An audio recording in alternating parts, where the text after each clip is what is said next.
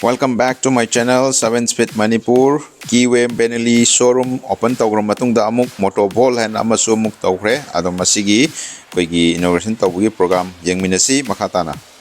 Adom mayam ai location so hapetang share tawjarake mayam da ado haibam pham si koigi si MGU Avenue Haijanbam haibetare adugi makharom da kitang haidaraga haibetare si Kangla gi hek maning site ni ladies sigi jaga sida da Kiwe Benelli showroom laibitki hek mathak haibatare adi somdana koi western gate Kangla gi sigi hek adum sigi dedum laire ko Kiwe Benelli showroom sigi hek mathak ta Auto Vault laina adum laire sidum gari makal khudi mak ayam loi yengba phangani adum gari koi masada makal khudi mak ki haibatare adum sida laaga yengbi buda adum gi apama khudi mak loi mak phangani ena ado mayam sigi details review price ke gadi tungan amuk sigi damak tam tungan amuk semjar ke video mayam Yengminnasi.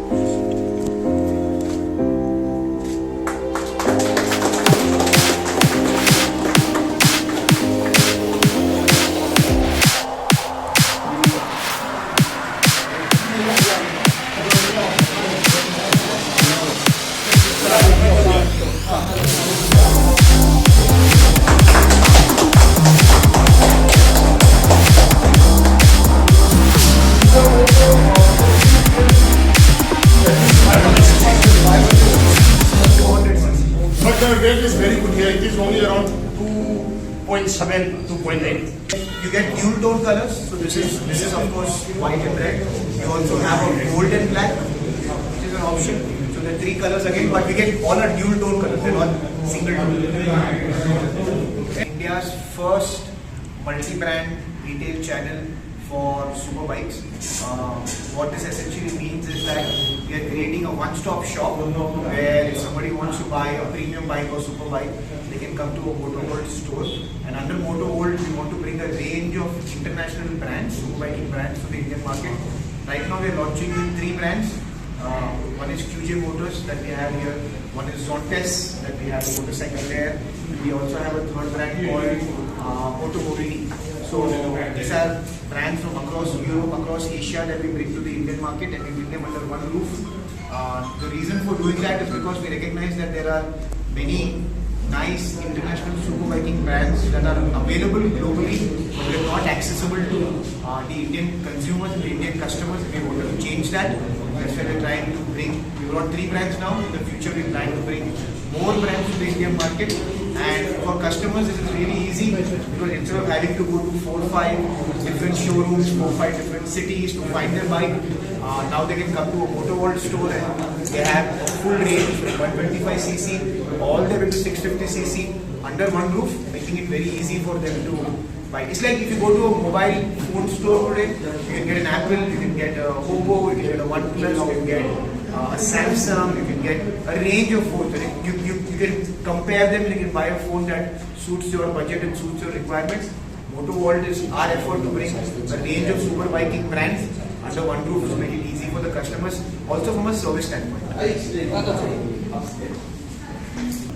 All our performance bikes. All our performance bikes. You just get on them and you zoom out like the wind. This sound is also very fantastic. This is a 400cc 2-cylinder motorcycle. If you're somebody who likes exhaust note, sound note, this is the bike for you. Can we hear? Yeah.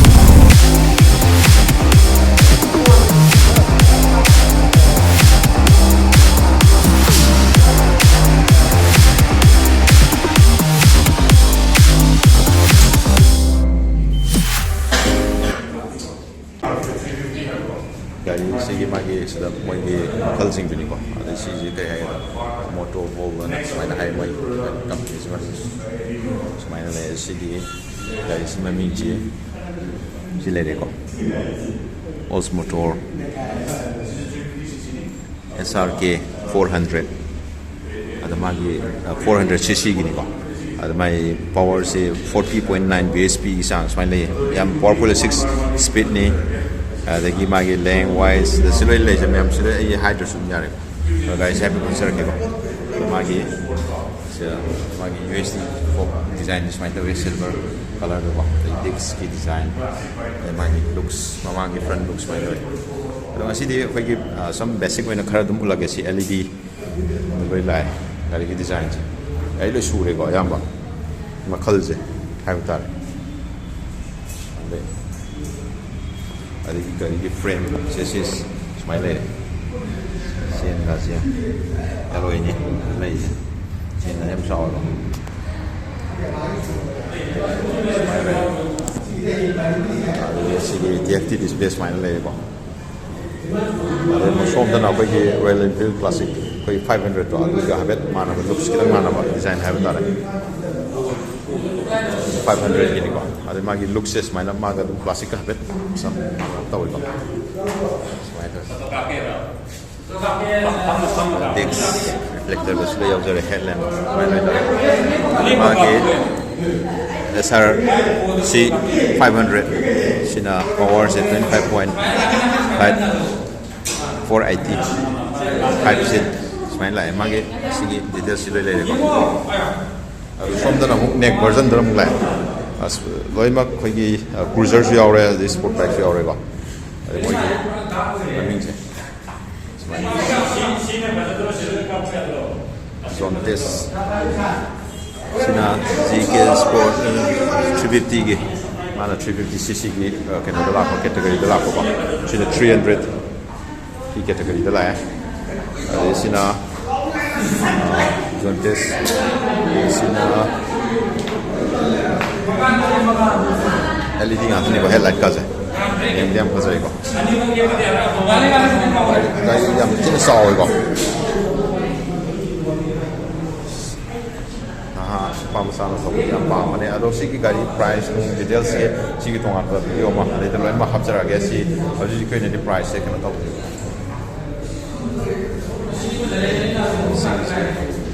300 mileage SRB 300 है इसका cruiser bike के design type इसमें तो नया मुझे design भी ले रहे हैं headlight की design इसी projector का लो यार वो सी जो ये मांगे disc brake का cover लो यहाँ पे बस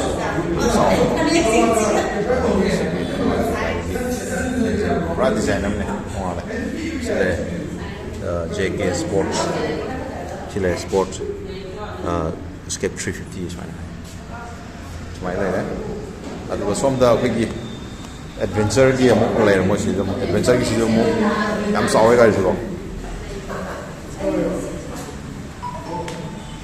masak sa et ula ke front looks design projectors lo yaw LED le windshield lo yaw re ba adagi sigi so hige knuckle guard lo yaw re ba smile adu sigi hige amam to ina hoi details review phajana amuk no pizar ke adu ngasi gi sam basic oina moisi launching program wi dam tala ko na ski tawre ta bare chi phajai apamba gari lo mai phangane ab da jaga da design apamba ko gi mage maong